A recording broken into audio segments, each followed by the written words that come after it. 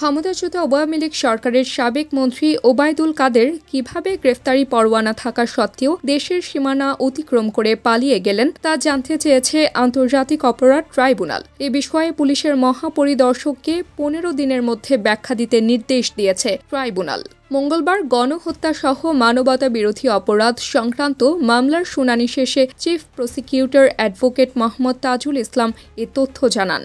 তাজুল ইসলাম বলেন, আমরা আদালতের দৃষ্টি আকর্ষণ করেছি যে ওবায়দুল কাদের গত 3 মাস ধরে বাংলাদেশে অবস্থান করছিলেন। গ্রেফতারি পরোয়ানা জারি হওয়ার পরও তিনি কিভাবে বাংলাদেশে ছিলেন এবং কেন তাকে গ্রেফতার করা হয়নি কিংবা তিনি কিভাবে সীমান্ত পার হয়েছেন এসব বিষয়ে আইন শৃঙ্খলা রক্ষাকারী বাহিনীর কাছ থেকে ব্যাখ্যা চাওয়া হয়েছে।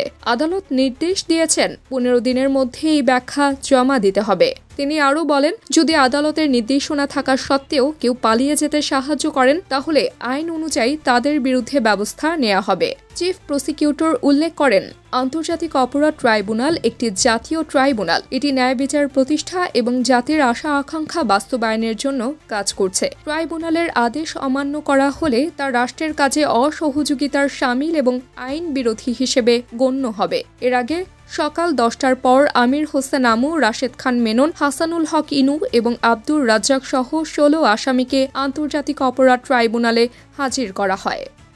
তাবাসসুম হক আনিকা, দৈনিক আওয়ার বাংলাদেশ।